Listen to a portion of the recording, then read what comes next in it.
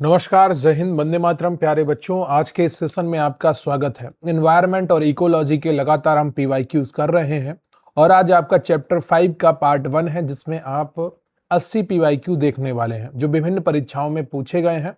सभी पीवाईक्यू आपके बहुत ही महत्वपूर्ण हैं और एग्जाम में बार बार पूछे जाते हैं।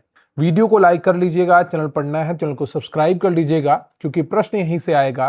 पढ़ते रहेंगे आप मेरे साथ तो आपको यकीन आएगा। बहुत ही इंपॉर्टेंट क्लास है। यहाँ से सारे प्रश्न जितने भी मैं आपको करवाने वाला हूँ वो सभी परीक्षा में आने की काबिलियत रखते हैं।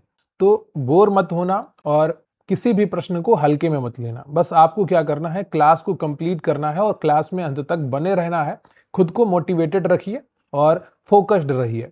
रही बात आज के इस सेशन की पीडीएफ की, तो स्क्रीन पर आपको व्हाट्सएप नंबर दिख रहा होगा, वहां पर जाकर आप हमारे साथ जुड़ सकते हैं और आपको सभी पीडीएफ हम प्रोवाइड कराएंगे बहुत ही अच्छे तरीके से, सुव्यवस्थित ढंग से, ताकि आपकी तैयारी आसान हो सके। बस आपको धैर्य के साथ सारी चीजों को पढ़ना और समझना है। तो जुड़ने के लिए व्हाट्सएप नंबर पर मैसेज करिए। चलिए शुरू करते हैं आज का ये बेहतरीन सेशन। तो अभी हम पर्यावरण एवं पारिस्थितिकी का चैप्टर 5 और पीवाईक्यू नंबर 1 से 80 तक करने वाले हैं। पार्टियों का 26वां सम्मेलन COP26, जिसका ध्यान सतत विकास पर केंद्रित था, किस शहर में आयोजित किया गया था? तो ये ग्लासगो, यूनाइटेड किंगडम में आयोजित किया गया था। और यूपी लेखपाल मेंस 2026 में पूछा गया प्रश्न है। COP26 2021 का संयुक्त राष्ट्र जलवायु परिवर्तन सम्मेलन, जिसका ध्यान सतत विकास पर केंद्रित था, का आयोजन यूनाइटेड किंगडम के स्कॉटलैंड राज्य में हुआ था। इस सम्मेलन का उद्देश्य पेरिस समझौते और जलवायु परिवर्तन पर संयुक्त राष्ट्र फ्रेमवर्क कन्वेंशन के लक्ष्यों की दिशा में कार्रवाई को तेज करना था। अगला प्रश्न है आपका कि भारत सरकार द्वारा शुरू की गई मिस्टी पहल का पूरा नाम क्या है? तो सही उत्तर है आपका यहाँ पर option B, mangrove initiative for shoreline habitats and tangible income. MISHTI यानी कि mangrove initiative for shoreline habitats and टेंगलाइन इनकम भारत सरकार की एक पर्यावरण संरक्षण योजना है। इसे 5 जून 2023 को शुरू किया गया था। अगला प्रश्न है आपका कि ग्लोबल फुटप्रिंट नेटवर्क की स्थापना किस वर्ष हुई थी? तो ये स्थापना हुई थी वर्ष 2003 में। फॉरेस्ट गार्ड का जो प्रश्न है आपका, ग्लोबल फुटप्रिंट नेटवर्क की स्थापना 2003 में हुई थी। विधान भवन रक्षक का ये प्रश्न है, ठीक है, ये ध्यान रखिएगा। ग्लोबल फुटप्रिंट नेटवर्क की स्थापना 2003 में हुई थी। 2003 में स्थापित ग्लोबल फुटप्रिंट नेटवर्क मूल रूप से संयुक्त राज्य अमेरिका, बेल्जियम और स्विट्जरलैंड में स्थित एक स्वतंत्र थिंक टैंक है। इसका मुख्यालय ऑकलैंड, कैलिफोर्निया में स्थित है, जबकि इसके कार्यालय जिनेवा, स्विट्जरलैंड और ब्रुसेल्स, बेल्जियम में है।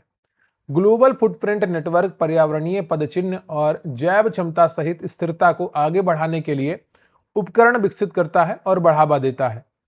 अगला प्रश्न है आपका कि UNFCCC का अर्थ निम्नलिखित में से क्या है? तो सही उत्तर है आपका option B, United Nations framework convention on climate change. यूपीट्रिपलसी पीटी एग्जाम 2022 में यह प्रश्न पूछा गया था। UNFCCC का अर्थ है United Nations framework convention on climate change. इसे जलवायु परिवर्तन पर संयुक्त राष्ट्र फ्रेमवर्क कन्वेंशन कहा जाता है। यह संयुक्त राष्ट्र की इकाई है जो जलवायु परिवर्तन से उत्पन्न होने वाले संकटों के प्रति वैश्विक प्रतिक्रिया का समर्थन करती है। इसका गठन 1992 में रियो डी जनेरियो में हुए पृथ्वी सम्मेलन के दौरान किया गया था तथा यह 1994 में प्रभाव में आया था। UNFCCC का मुख्यालय बान, जर्मनी में स्थित है।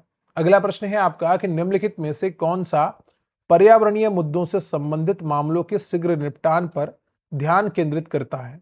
तो यहां पर जो ऑप्शन सही है वो है आपका ऑप्शन डी, राष्ट्रीय हरित अधिकरण। राष्ट्रीय हरित अधिकरण पर्यावरणीय मुद्दों से संबंधित मामलों के शीघ्र निपटान पर ध्यान केंद्रित करता है। अगला प्रश्न है आपका कि मॉन्ट्रियल प्रोटोकॉल निम्नलिखित में से किससे संबंधित है? तो यह आपका संबंधित है ओजोन परत अपक्षय से।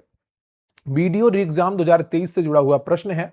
मॉन्ट्रियल प्रोटोकॉल ओजोन परत को क्षीण करने वाले पदार्थों के लिए 1987 में अपनाई गई एक अंतरराष्ट्रीय संधि है। यह ओजोन परत संरक्षण के लिए पारित वियना सम्मेलन के तहत आता है। 16 सितंबर को ओजोन परत के संरक्षण के लिए अंतरराष्ट्रीय दिवस मनाया जाता है। अगला प्रश्न है आपका कि ऑक्सीजन की अनुपस्थिति में दहन की प्रक्रिया या ऑक्सीजन के नियंत्रित वातावरण में जलाई गई सामग्री निम्नलिखित में से किससे संबंधित है? तो सही उत्तर है आपका option D, pyrolysis. Forest guard exam 2025 का प्रश्न है। ऑक्सीजन की अनुपस्थिति में दहन की प्रक्रिया या ऑक्सीजन के नियंत्रित वातावरण में जलाई गई सामग्री पायरोलिसिस से संबंधित है। यह एक थर्मोकेमिकल अपघटन प्रक्रिया है जिसमें कार्बनिक पदार्थों को ऑक्सीजन की अनुपस्थिति में उच्च तापमान पर गर्म किया जाता है। अगला प्रश्न है आपका कि क्योटो प्रोटोकॉल कब लागू हुआ? तो यह आपका लागू हुआ है 2005 में। यूपी फॉरेस्ट गार्ड एग्जाम का यह भी पीवाईक्यू है। क्योटो प्रोटोकॉल एक अंतर्राष्ट्रीय संधि है जिसे दिसंबर 1997 में क्योटो जापान में अपनाया गया था। इसे 16 फरवरी 2005 से लागू किया गया था। इस प्रोटोकॉल के तहत विकसित देशों को 1990 के स्तर की तुलना में कम से कम 5.2% ग्रीन हाउस गैसों के उत्सर्जन को कम करने का लक्ष्य दिया गया था।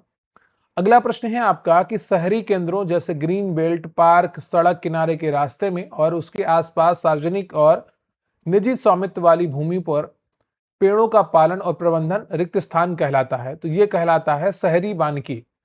ये भी फॉरेस्ट गार्ड का प्रश्न है। शहरी वानिकी वस्तुतः शहरों में वृक्षों को लगाने तथा हरियाली बढ़ाने की एक प्रक्रिया है। इसके अंतर्गत शहरी केंद्रों से जैसे ग्रीन बेल्ट, पार्क, सड़क किनारे के रास्ते व उसके आसपास सार्वजनिक और निजी स्वामित्व वाली भूमि पर पेड़ों का पालन और प्रबंधन किया जाता है। अगला प्रश्न है आपका कि निम्नलिखित में से क्या एक ग्रीन हाउस गैस नहीं है? तो सही उत्तर है आपका ऑप्शन डी, कार्बन मोनोऑक्साइड। वायुमंडल में उष्मारोधी गैसों की मात्रा बढ़ जाने के कारण वायुमंडल के औसत तापमान में वृद्धि हो जाने को ही ग्रीन हाउस प्रभाव अथवा वैश्विक तापन कहा जाता है। ग्रीन हाउस गैस की संकल्पना सर्वप्रथम 1824 ईस्वी में जोसेफ फोरियर ने की थी। वायुमंडल में पाई जाने वाली प्रमुख ग्रीन हाउस गैसें जलवाष्प, carbon dioxide CO2, methane CH4, chlorofluorocarbon CFC, nitrous oxide N2O तथा ओजोन O3 आदि हैं। कार्बन मोनोऑक्साइड CO एक ग्रीन हाउस गैस नहीं है। क्योटो प्रोटोकॉल को ग्रीन हाउस प्रभाव को कम करने के लिए फरवरी 2005 से प्रभावी कर दिया गया है। अगला प्रश्न है आपका कि निम्न गैसों में से कौन सी ग्रीन हाउस गैस नहीं है? तो सही उत्तर है आपका ऑप्शन डी, O2।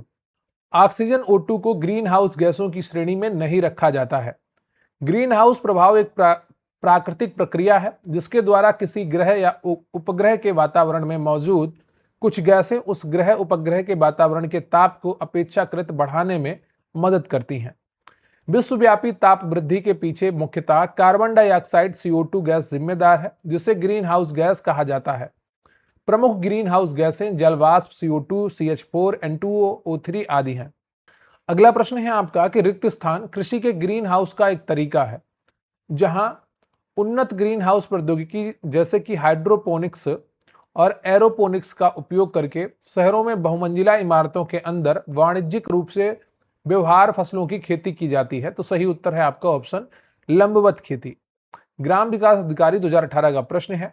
लंबवत खेती कृषि के ग्रीन हाउस का एक तरीका है जहां उन्नत ग्रीन हाउस प्रौद्योगिकी जैसे कि हाइड्रोपोनिक्स और एरोपोनिक्स का उपयोग करके शहरों में बहुमंजिली इमारतों के अंदर वाणिज्यिक रूप से फसलों की खेती की जाती है। अगला प्रश्न है आपका कि कृषि क्षेत्र से उत्पन्न होने वाले मीथेन गैस के अतिरिक्त एक मुख्य ग्रीन हाउस गैस क्या है? तो वो गैस है नाइट्रस ऑक्साइड। कृषि क्षेत्र से उत्पन्न होने वाली मीथेन CH4 और नाइट्रस ऑक्साइड प्रमुख ग्रीन हाउस गैसें हैं। मृदा में मौजूद जीवाणु नाइट्रोजन का उपयोग कर ऑक्सीजन से क्रिया करके N2O गैस बनाते हैं। अगला प्रश्न है आपका कि निम्नलिखित में से कौन से ग्रीन हाउस प्रभाव में महत्वपूर्ण योगदान नहीं देती है? तो सही उत्तर है आपका option C, oxygen. UP AGT exam 2025 का प्रश्न है। अगला प्रश्न है आपका कि हरित गृह प्रभाव के लिए मुख्य रूप से जिम्मेदार कौन सी गैस है? तो मुख्य रूप से कार्बन डाइऑक्साइड जिम्मेदार है। जूनियर असिस्टेंट मेंस 2022 का PYQ है। हरित गृह प्रभाव के लिए कार्बन डाइऑक्साइड गैस मुख्य रूप से जिम्मेदार है। वायुमंडल में मौजूद गैसें पृथ्वी से परावर्तित होने वाली किरणों को रोक लेती हैं। इससे विकिरण वायुमंडल में फंस जाता है और वायुमंडल गर्म हो जाता है। इसे ही हरित गृह प्रभाव कहते हैं। हरित गृह प्रभाव के लिए जिम्मेदार अन्य गैसें methane CH4, nitrous oxide N2O और क्लोरोफ्लोरोकार्बन CFCs हैं। अगला प्रश्न है आपका कि कौन सा स्टील उन प्रक्रियाओं के माध्यम से उत्पादित किया जाता है जो कार्बन डाइऑक्साइड का उत्सर्जन नहीं करती हैं और जिनमें अनिवार्य रूप से स्टील उत्पादन में हाइड्रोजन का अपचायक ऑक्सीजन को हटाने वाले के रूप में उपयोग किया जाता है? तो सही उत्तर है आपका option A, green steel. Green steel का आशय जीवाश्म ईंधन के उपयोग के लिए बिना इस्पात के निर्माण से है। इसका निर्माण कोयला गैसीकरण या बिजली जैसे कम कार्बन ऊर्जा स्रोतों का उपयोग करके किया जाता है। यह अंततः ग्रीन हाउस गैस उत्सर्जन को कम करता है तथा लागत में कटौती भी करता है। अगला प्रश्न है आपका कि ग्लोबल वार्मिंग का अपेक्षित परिणाम क्या है? समुद्र के स्तर में वृद्धि, तटीय रेखा में परिवर्तन, फसल पैटर्न में परिवर्तन। तो ये सभी आपको लग रहे होंगे, ए ऑप्शन आपका सही हो जाएगा। पीटी एग्जाम 2022 का प्रश्न है, वायुमंडल में ग्रीन हाउस गैसों मीथेन, कार्बन डाइऑक्साइड तथा क्लोरोफ्लोरोकार्बन के बढ़ने के कारण पृथ्वी की औसत तापमान में होने वाली बढ़ोतरी को ग्लोबल वार्मिंग कहा जाता है। इसकी वजह से जलवायु परिवर्तन होता है। इसके अपेक्षित परिणाम निम्नलिखित हैं। समुद्र के स्तर में वृद्धि देखने को मिलती है, तटीय रेखा में परिवर्तन होगा जब समुद्र स्तर में वृद्धि होगी, फसल पैटर्न में परिवर्तन होगा क्योंकि वर्षा तथा सूखा में परिवर्तन होगा, घटती हिमरेखा और पिघलते ग्लेशियर आदि इसके प्रभाव हैं। अगला प्रश्न है आपका कि निम्नलिखित में से कौन सी ग्रीन हाउस गैसें हैं? मीथेन, ओजोन, कार्बन डाइऑक्साइड, ये सभी। तो ऑप्शन आपका डी है, बहुत आसान ऑप्शन है और मंडी परिषद एग्जाम 2022 में पूछा गया था। Methane, ozone, carbon dioxide, nitrous oxide, chlorofluorocarbon, जल वाष्प आदि ग्रीन हाउस गैसें हैं। ग्रीन हाउस गैसें ग्रह के वातावरण या जलवायु में परिवर्तन और अंततः भूमंडलीय उष्मीकरण के लिए उत्तरदायी होती हैं। अगला प्रश्न है आपका कि निम्नलिखित में से कौन सी गैस ग्रीन हाउस गैस नहीं है? तो सही उत्तर है आपका option B, nitrogen. Nitrogen gas greenhouse gas नहीं है। यह वायुमंडल में सबसे अधिक मात्रा में पाई जाने वाली गैस है। यूएस पर्यावरण सुरक्षा एजेंसी के मुताबिक जो गैसें ऊष्मा को वायुमंडल से बाहर नहीं जाने देती उन्हें ग्रीन हाउस गैस कहते हैं, जैसे carbon dioxide, methane, nitrous oxide, chlorofluorocarbon, जलवाष्प आदि। ग्रीन हाउस गैसों में सबसे ज्यादा उत्सर्जन कार्बन डाइऑक्साइड गैस का होता है। धान के खेत में यह एवं पशु की जुगाली करने में CH4 मीथेन गैस उत्सर्जित होती है। अगला प्रश्न है आपका कि निम्न में से कौन सा कथन गलत है? तो यहाँ पर 4 कथन दिए गए हैं, एक गलत है और वो कथन है आपका ऑप्शन डी, प्राकृतिक संसाधनों का संधारणीय प्रबंधन एक आसान कार्य है। तो आसान कार्य तो नहीं है। जीवाश्म ईंधनों का दहन हमारे पर्यावरण को प्रदूषित करता है, इसलिए हमें इन संसाधनों का उपयोग विवेकपूर्ण ढंग से करना चाहिए। ये भी सही बात है। जीवाश्म ईंधन, कोयला और पेट्रोलियम अंततः समाप्त हो जाएंगे, ये बात सही है। तो ये अभी जो रिसर्च पे है ये बात सही है, लेकिन कुछ नई बातें निकल के आ रही हैं, उनमें कितनी सच्चाई है कितना नहीं है, कि जो जीवाश्म ईंधन है, कोयला और पेट्रोलियम, मुख्यतः पेट्रोलियम, ये पृथ्वी के अंदर प्लेटों के बीच में जो टेक्टोनिक प्लेटें हैं वहां पर ग्रीस है, तो जिसको हम कुएं से निकाल लेते हैं, है ना, तो वो क्या है, ग्रीस है। पृथ्वी की ग्रीस है जितना भी पेट्रोलियम हम नीचे से निकालते हैं। हमें यह स्वीकार करना चाहिए कि लोग अपने सर्वोत्तम हितों को प्राथमिकता पर रखकर कार्य करेंगे।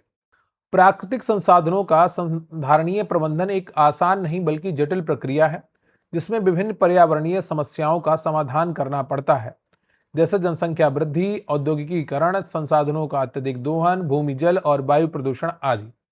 अगला प्रश्न है आपका कि अग्निशामक यंत्र के उपयोग के संबंध में निम्नलिखित में से कौन से कथन सही हैं? कथन 1 दिया गया है कि जहरीले धुएं की उपस्थिति की परवाह किए बिना किसी भी प्रकार की आग को बुझाने का प्रयास करना सुरक्षित है। कथन 2 कहा गया है कि PASS तकनीकी, जिसका अर्थ पुल, एम, स्क्यूज और स्वीप है, अग्निशामक यंत्र के प्रभावी उपयोग के लिए अनुशंसित है। तो सही उत्तर है आपका केवल दूसरा कथन सही है, पहला तो गलत है। अग्निशामक यंत्र के प्रभावी उपयोग के लिए PASS यानी कि पुल, एम, स्क्यूज और स्वीप अनुशंसित है। जहरीले धुएं की उपस्थिति में किसी भी प्रकार की आग बुझाने का प्रयास करना असुरक्षित है।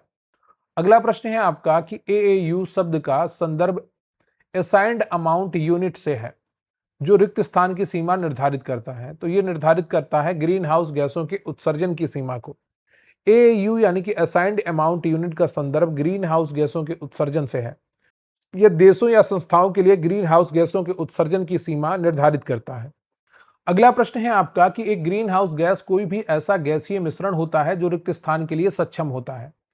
तो सही उत्तर है आपका ऑप्शन डी, यह दृश्य और ना ही अवरक्त विकिरण के लिए सक्षम होता है। ग्रीन हाउस गैस ऐसा मिश्रण है जो ना दृश्य है और ना ही अवरक्त विकिरण के लिए सक्षम होता है। ग्रीन हाउस गैसें पृथ्वी के तापमान को गर्म बनाए रखने में मदद करती हैं। इन गैसों के बिना पृथ्वी का तापमान बहुत कम हो जाता है, जिससे जीवन संभव नहीं हो पाता है। इस प्रश्न की भाषा में और उसके उत्तर में थोड़ा अंतर है, और जो एनटीपीसी ने इसका ऑप्शन डी माना है सही, ठीक है।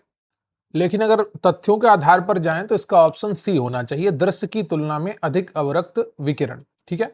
तो यहाँ पर जो किताब में भी लिखा था वो डी लिखा था, और एनटीपीसी ने भी ऑप्शन डी माना है, ना दृश्य और ना ही अवरक्त विकिरण।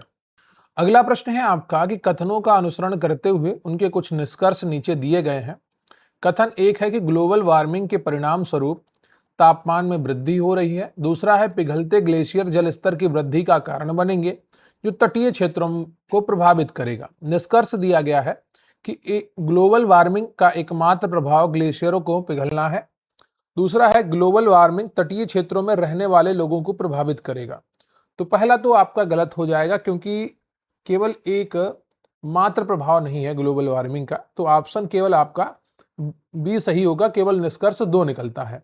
यह भी आपका आरआरबी एनटीपीसी का प्रश्न था। ग्लोबल वार्मिंग से वैश्विक औसत तापमान में वृद्धि होती है, जिससे ग्लेशियर पिघल रहे हैं। ग्लेशियरों के पिघलने से समुद्र का जल स्तर बढ़ रहा है, जो समुद्र तट पर रहने वाले लोगों को प्रभावित करेगा। अगला प्रश्न है आपका कि ओजोन का रासायनिक केमिकल सूत्र क्या है। तो सही उत्तर है आपका ऑप्शन सी O3। ओजोन का रासायनिक सूत्र O3 है और इसे डाल्टन इकाई में मापा जाता है। ओजोन परत पृथ्वी के वायुमंडल में मौजूद है और सूर्य की हानिकारक परावैंगनी किरणों को रोकती है। अगला प्रश्न है आपका कि पारिस्थितिकी तंत्र से संबंधित निम्नलिखित में से कौन से कथन सही है। पहला कथन है कि ओजोन ऑक्सीजन के 3 परमाणुओं द्वारा निर्मित एक अणु है। दूसरा है कि ऑक्सीजन O2 जीवन के सभी वायवीय स्वरूपों के लिए आवश्यक है। और तीसरा है ओजोन विषहीन है। तो यहां पर जो सही है आपका वो केवल 1 और 2 है।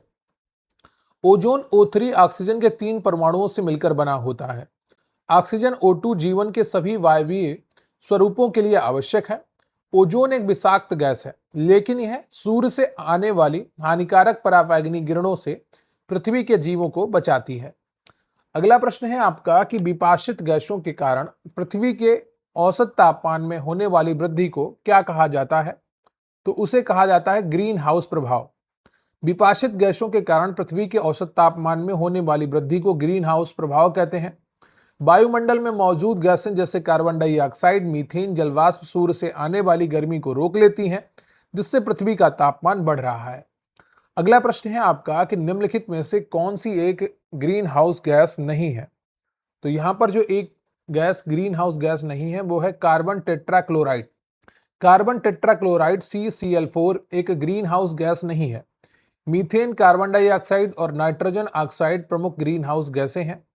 अगला प्रश्न है आपका कि निम्नलिखित में से किसे वैश्विक ऊष्मन को नियंत्रित करने के उपाय के रूप में नहीं माना जा सकता है। तो सही उत्तर है आपका ऑप्शन सी, वनोन्मूलन।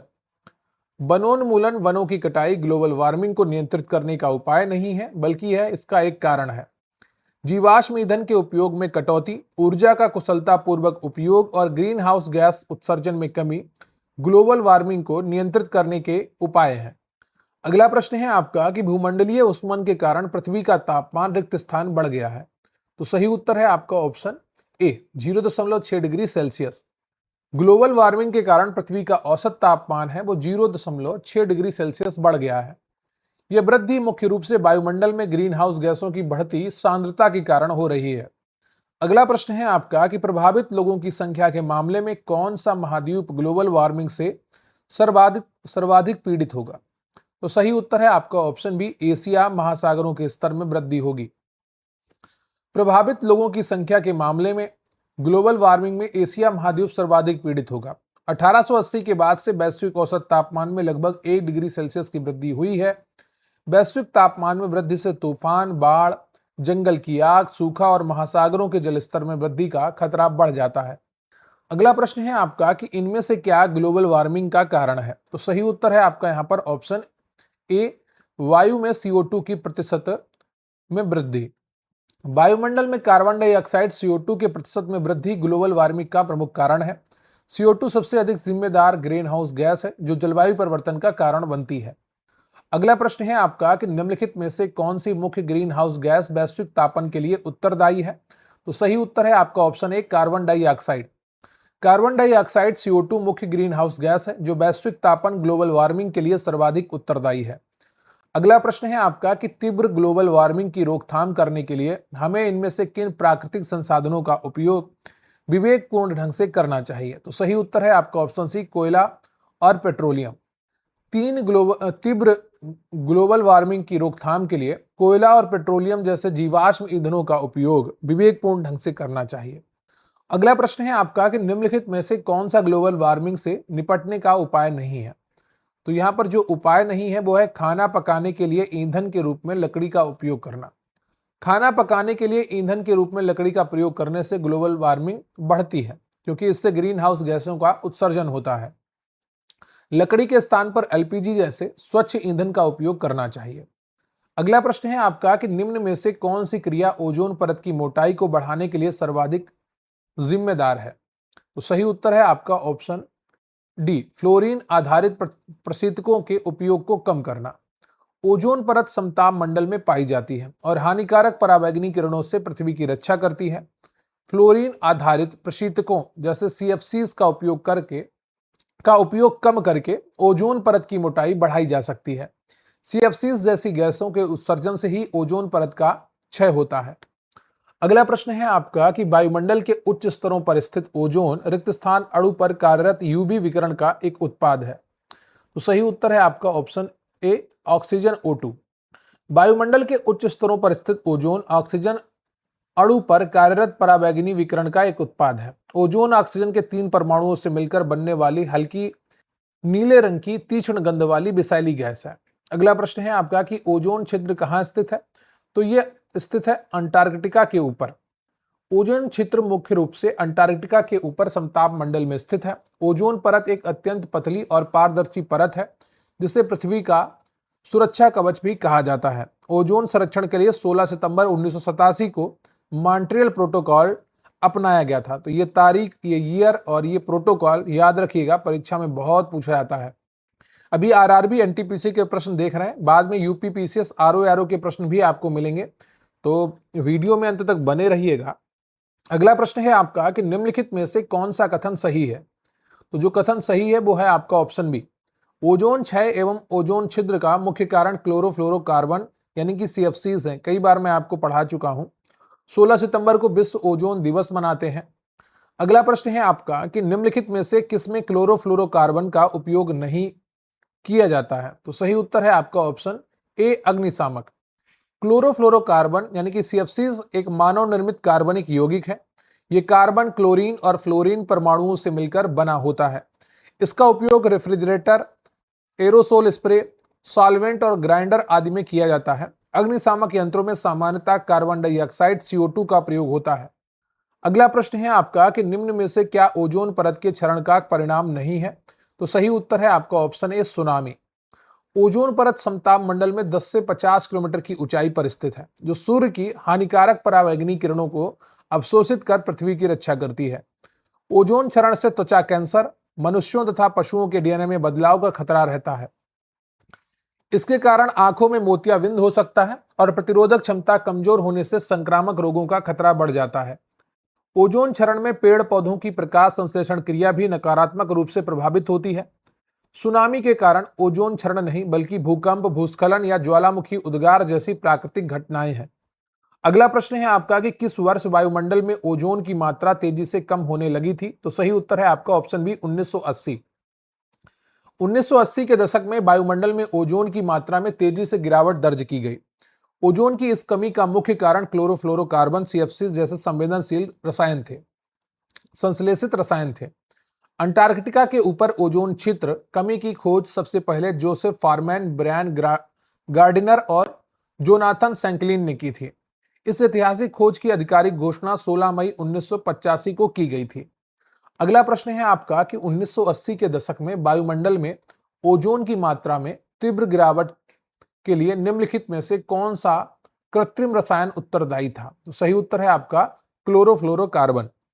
यह रसायन वायुमंडल में पहुंचकर ओजोन अणुओं को नष्ट करता है जिससे ओजोन परत पतली हो जाती है। अगला प्रश्न है आपका कि ओजोन परत पृथ्वी की सतह को सूर्य की पराबैंगनी UV किरणों से बचाती है। और निम्नलिखित में से किस कृत्रिम रसायन के कारण वायुमंडल में ओजोन की मात्रा तेजी से घटने लगती है? तो ये सही उत्तर है आपका क्लोरोफ्लोरोकार्बन। तो ये क्लोरोफ्लोरोकार्बन बहुत बार परीक्षाओं में पूछा गया है और उम्मीद करता हूं आप सभी को ये याद हो गया होगा। ओजोन परत की मोटाई मापने के लिए डाल्टन इकाई का प्रयोग किया जाता है। ठीक है। अगला प्रश्न है आपका कि विश्व भर में उपयोग के लिए सीएफसी मुक्त रेफ्रिजरेटर का निर्माण किए जाने का क्या कारण है? ऑप्शन ए आपका यहां सही है। सीएफसी एक सिंथेटिक रसायन है जो ओजोन परत को नष्ट करता है। इसके पर्यावरणीय नुकसान को देखते हुए ओजोन परत की सुरक्षा के लिए मॉन्ट्रियल प्रोटोकॉल 1987 लाया गया। मॉन्ट्रियल प्रोटोकॉल के तहत दुनिया के कई देशों ने सीएफसी के उपयोग को पूरी तरह समाप्त करने की प्रतिबद्धता जताई है। अगला प्रश्न है आपका कि निम्नलिखित में से कौन सा कथन ओजोन के संबंध में सही है? तो सही उत्तर है आपका ऑप्शन ए। वायुमंडल में ओजोन की मात्रा में कमी क्लोरोफ्लोरोकार्बन सीएफसीज के कारण होती है। वायुमंडल में ओजोन की मात्रा में कमी मुख्य रूप से क्लोरोफ्लोरोकार्बन रसायनों के कारण होती है। ओजोन गैस वायुमंडल के समताप मंडल में पाई जाती है और यह सूर्य की हानिकारक पराबैंगनी किरणों से जीवन की रक्षा करती है। रासायनिक दृष्टि से ओजोन का अणु ऑक्सीजन के 3 परमाणुओं O3 से मिलकर बनता है। वायुमंडल के निचले स्तर पर क्षोभमंडल में मौजूद ओजोन एक विषैली और प्रदूषक गैस के रूप में कार्य करती है। अगला प्रश्न है आपका कि ओजोन क्षयकारी पदार्थों के उत्सर्जन को नियंत्रित करने के लिए किस अंतरराष्ट्रीय समझौते पर हस्ताक्षर किए गए थे? तो सही उत्तर है आपका option A. Montreal protocol. Ozone परत को नुकसान पहुंचाने वाले पदार्थों के उत्सर्जन को रोकने के लिए मॉन्ट्रियल प्रोटोकॉल पर हस्ताक्षर किए गए थे। यह 1987 में अपनाया गया एक महत्वपूर्ण अंतर्राष्ट्रीय समझौता है जिसका मुख्य उद्देश्य ओजोन परत का संरक्षण है। इस समझौते के तहत क्लोरोफ्लोरोकार्बन जैसे हानिकारक रसायनों के उत्पादन और उपयोग को चरणबद्ध तरीके से समाप्त करने का तंत्र स्थापित किया गया है। अगला प्रश्न है आपका कि निम्नलिखित में से कौन सी पर्यावरणीय समस्या नहीं है? तो सही उत्तर है आपका ऑप्शन बी। वृक्षारोपण। वृक्षारोपण कोई पर्यावरणीय समस्या नहीं है बल्कि यह पर्यावरण संरक्षण और उसकी क्षतिपूर्ति का एक सशक्त माध्यम है। अगला प्रश्न है कि निम्नलिखित में से क्या विश्वव्यापी पर्यावरण की दुर्दशा का कारण नहीं है? तो सही उत्तर है आपका ऑप्शन डी। कचरा भराव क्षेत्र। कचरा भराव क्षेत्र लैंडफिल विश्वव्यापी पर्यावरणीय समस्या न होकर एक स्थानीय या क्षेत्रीय समस्या है। जैव विविधता का निरंतर ह्रास होना संपूर्ण विश्व के पर्यावरण के लिए बड़ा और गंभीर संकट है। वायुमंडल में कार्बन डाइऑक्साइड की बढ़ती मात्रा ग्लोबल वार्मिंग जैसी वैश्विक पर्यावरणीय दुर्दशा का एक प्रमुख कारण है। अगला प्रश्न है आपका कि निम्नलिखित में से कौन सी ग्रीन हाउस गैसों के उत्सर्जन से संबंधित अनिवार्य सीमाएं तय करने वाले औद्योगिक देशों के बीच की गई एक अंतरराष्ट्रीय संधि है?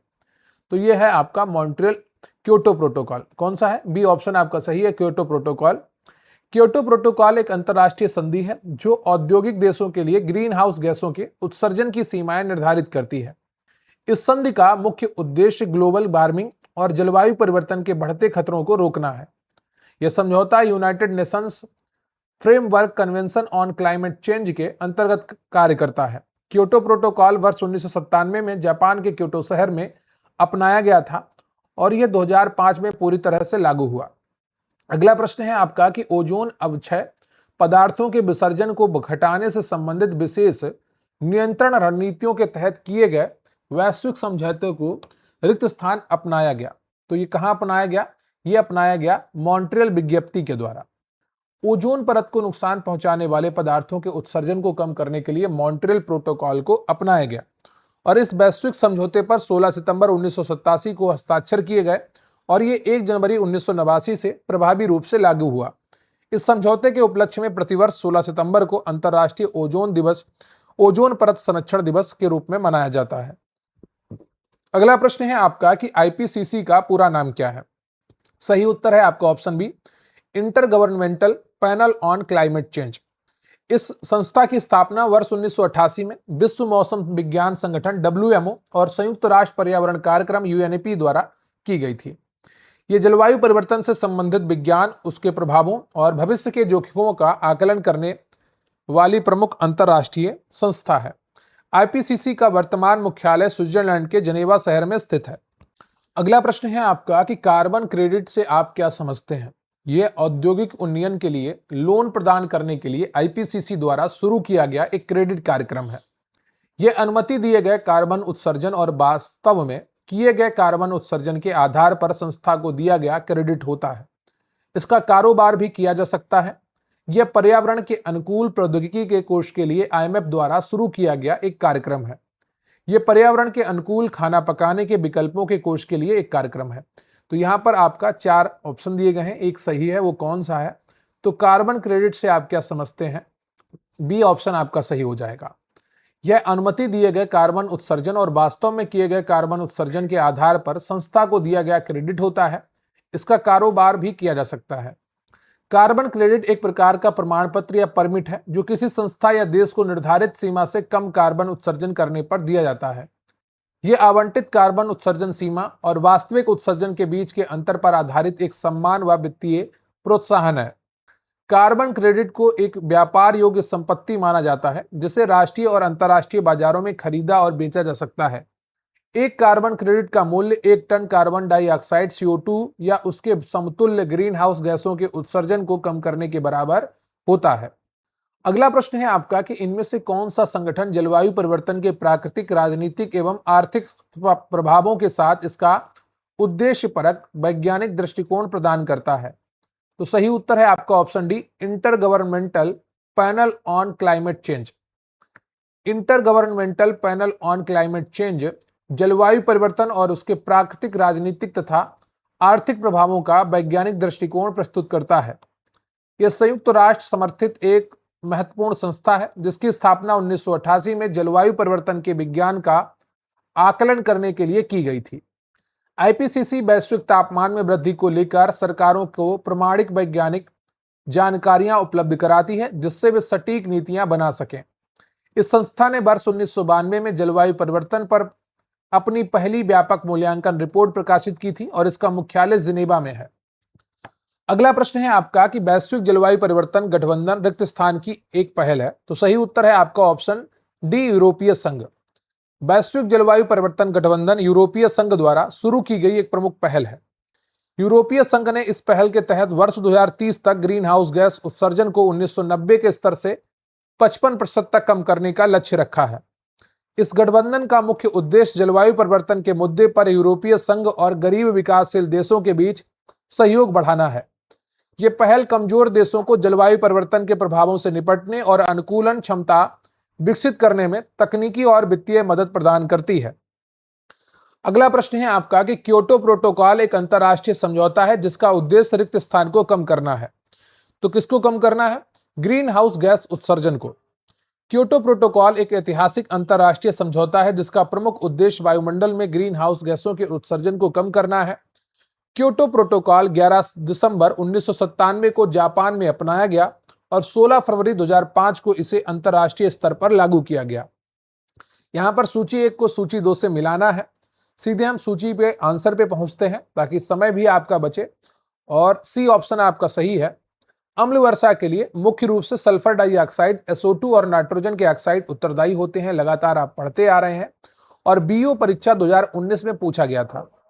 प्रकाश रासायनिक धुंध का निर्माण सूर्य के प्रकाश की उपस्थिति में असंतृप्त हाइड्रोकार्बन और नाइट्रोजन ऑक्साइड की प्रतिक्रिया से होता है। कार्बन मोनोऑक्साइड CO रक्त में हीमोग्लोबिन के साथ तेजी से संयोग करके कार्बोक्सी हीमोग्लोबिन बनाता है जिससे ऑक्सीजन परिवहन बाधित होता है।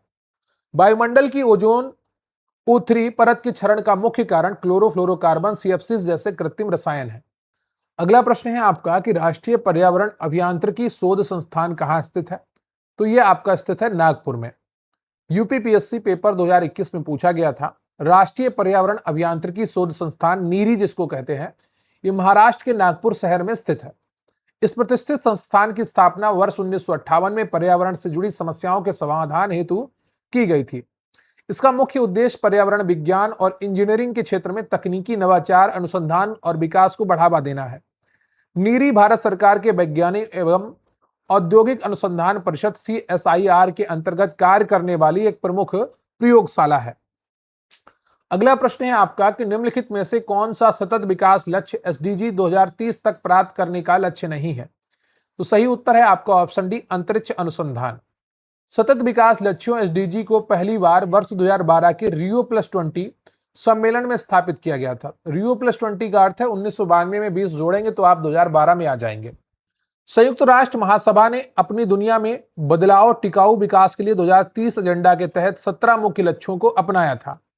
इन 17 लक्ष्यों में शून्य भूखमरी, गुणवत्तापूर्ण शिक्षा, लैंगिक समानता, स्वच्छ जल और गरीबी उन्मूलन जैसे महत्वपूर्ण विषय शामिल हैं।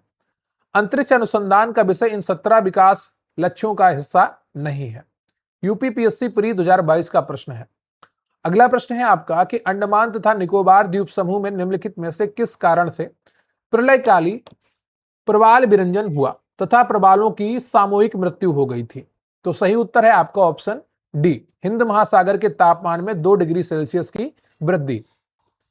प्रवाल विरंजन तब होता है जब समुद्री तापमान बढ़ने से प्रवाल अपने अंदर रहने वाले सूक्ष्म शैवालों को बाहर निकाल देते हैं, जिससे वे सफेद पड़ जाते हैं।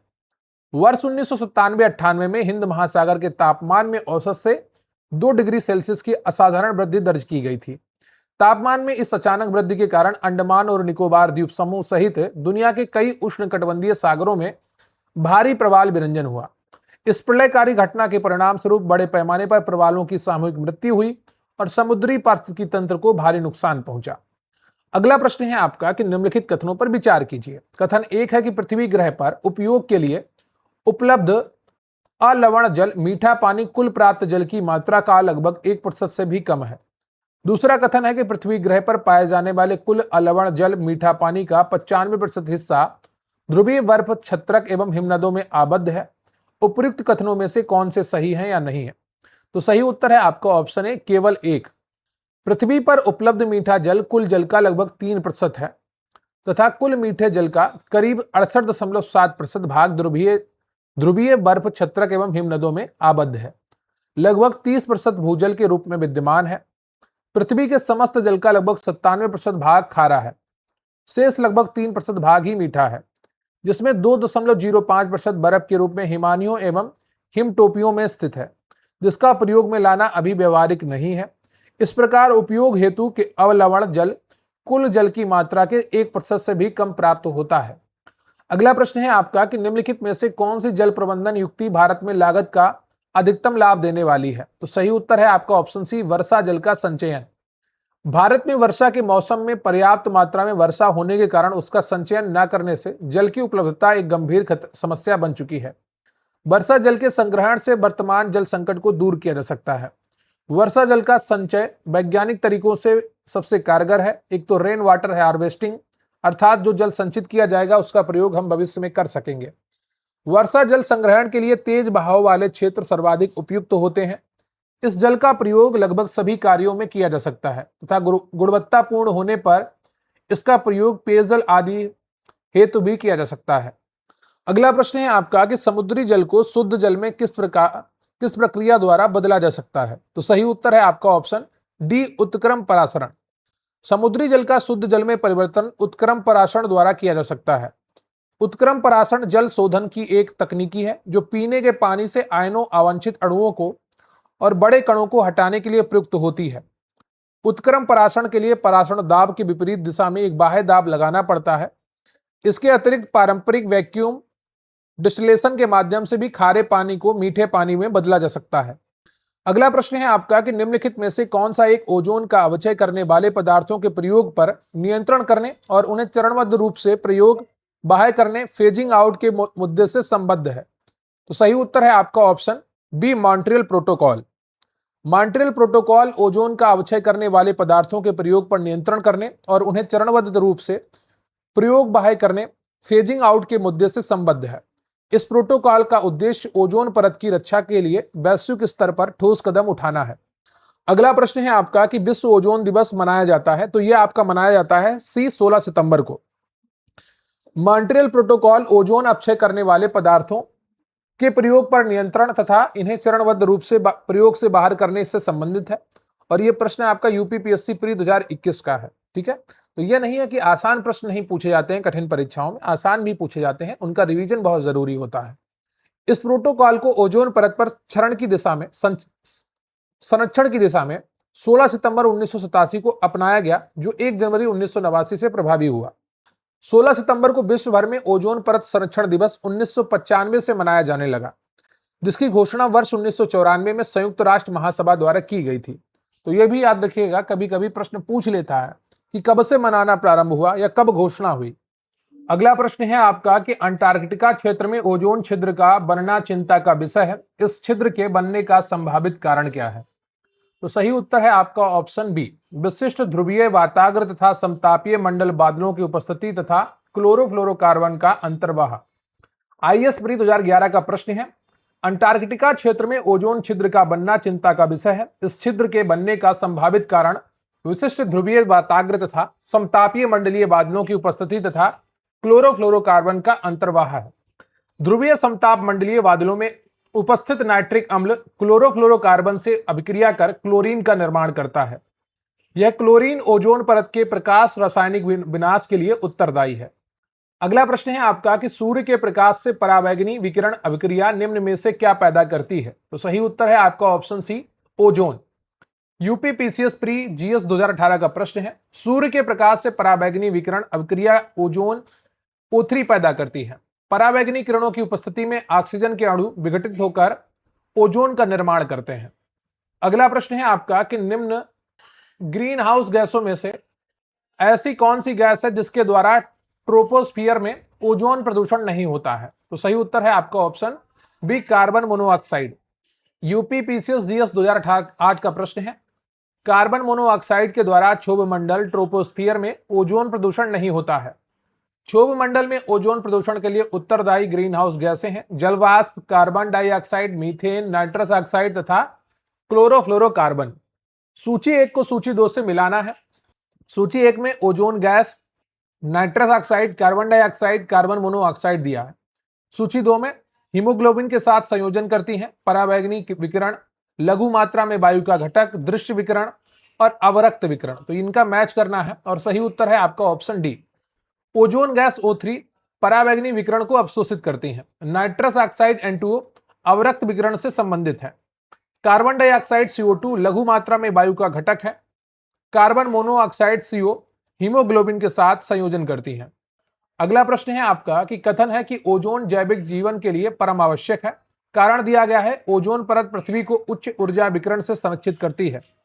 तो सही उत्तर है आपका ऑप्शन ए और आर दोनों सही हैं और व्याख्या भी सही है। यूपी पीसीएस जीएस 2010 का प्रश्न है, ओजोन परत जैविक जीवन के लिए अति महत्वपूर्ण है क्योंकि यह सूर्य से आने वाली परावैंगनी किरणों को धरातल पर आने से रोकती है और सुरक्षा प्रदान करती हैं। इन्हीं परावैंगनी किरणों के कारण ही त्वचा कैंसर तथा मोतियाबिंद जैसी समस्याएं उत्पन्न होती हैं। अगला प्रश्न है आपका कि आगामी वर्षों में चर्म से संबंधित विकृतियां निम्नलिखित कारण से अधिक सामान्य हो जाएंगी ओजोन परत के क्षय के कारण। आगामी वर्षों में चर्म से संबंधित विकृतियां ओजोन परत के क्षय से अधिक सामान्य हो जाएंगी। समताप मंडल के अंतर्गत प्रमुखता 15 से 35 किलोमीटर के बीच प्राकृतिक ओजोन गैस की एक मेखला है जो सूर्य द्वारा उत्सर्जित हानिकारक परावैंगनी किरणों से पृथ्वी की रक्षा या कवच के रूप में करती है। इस सुरक्षात्मक आवरण का मानव जनित प्रक्रियाओं के कारण क्षरण हो रहा है, जिससे परावैंगनी विकिरण अधिक मात्रा में पृथ्वी की सतह पर पहुंचेगी और त्वचा कैंसर में वृद्धि होगी। ओजोन परत के क्षरण से जीन परिवर्तन, मोतियाबिंद या अन्य नेत्र दोष, प्रतिरक्षा तंत्र का कमजोर होना तथा सनवर्ण जैसी समस्याएं उत्पन्न होंगी। अगला प्रश्न है आपका कि अधिकांश ओजोन गैस लगभग 90% किस वायुमंडलीय परत में स्थित है? तो ये आपकी स्थित है समताप मंडल में। वायुमंडल में अधिकांश ओजोन गैस लगभग 90% समताप मंडल स्ट्रेटोस्फेयर में स्थित है। समताप मंडल में उपस्थित यह ओजोन परत सूर्य से आने वाली हानिकारक परावैंगनी किरणों से पृथ्वी की रक्षा करती है। अगला प्रश्न है आपका कि ओजोन परत पृथ्वी को किससे बचाती है? तो ये बचाती है अंतरिक्षीय एवं अन्य विकिरण से।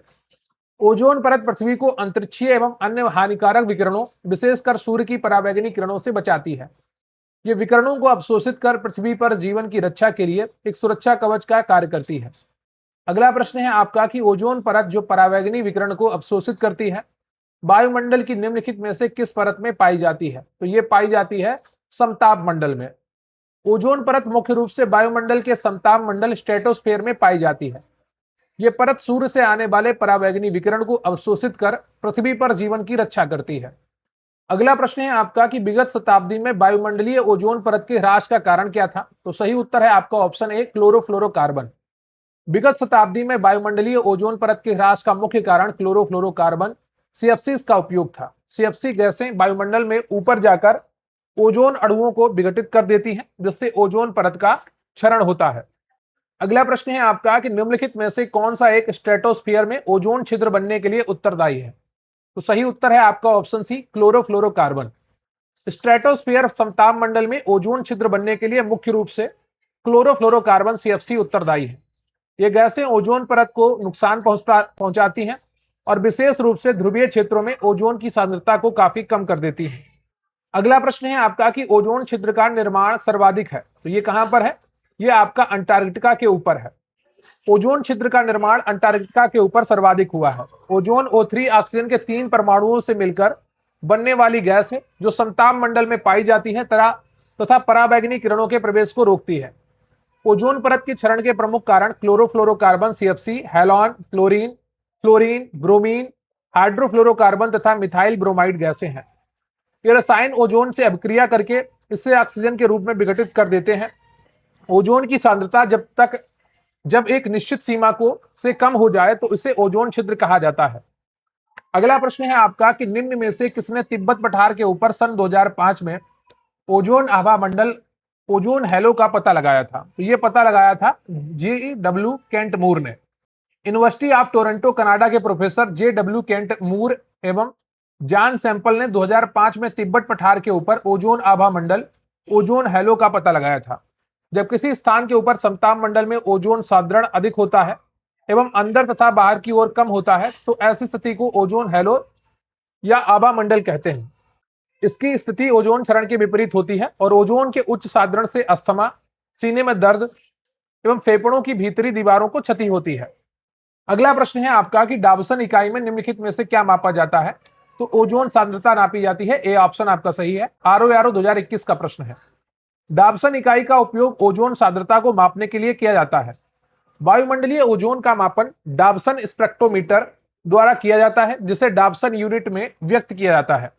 एक डाबसन यूनिट शुद्ध ओजोन की 0.01 मिलीमीटर की मोटाई के बराबर होती है। ओजोन छिद्र को सर्वप्रथम वर्ष 1985 में अंटार्कटिका के ऊपर जोसेफ फरमैन के नेतृत्व में ब्रिटिश अंटार्कटिका सर्वेक्षण टीम ने देखा था। अगला प्रश्न है आपका कि निम्नलिखित में से कौन सा अंतरराष्ट्रीय समझौता ओजोन परत को नुकसान पहुंचाने वाले पदार्थों से जुड़ा है? तो सही उत्तर है आपका option B, Montreal protocol. Montreal protocol एक अंतरराष्ट्रीय समझौता है जिसे ओजोन परत क्षरण हेतु जिम्मेदार पदार्थों के उत्पादन एवं उपभोग में कमी लाने हेतु तैयार किया गया था। इसे 1987 में अंतिम रूप दिया गया था, जो ओजोन क्षयकारी पदार्थों के उत्पादन और खपत को चरणबद्ध तरीके से समाप्त करने के लिए एक वैश्विक समझौता है। यह दुनिया के सभी देशों द्वारा सार्वभौमिक समर्थन प्राप्त करने वाली पहली संधि है, जिसने वैकल्पिक प्रौद्योगिकियों में वैश्विक निवेश को बढ़ावा दिया है। तो ये इस सेशन के आपके 80 प्रश्न कंप्लीट होते हैं। वीडियो को लाइक कर लीजिएगा, चैनल पर नए हैं चैनल को सब्सक्राइब कर लीजिएगा और अपने दोस्तों के साथ भी शेयर करिएगा। अच्छे कमेंट करके बताइएगा कि आज का सेशन आपको कैसा लगा।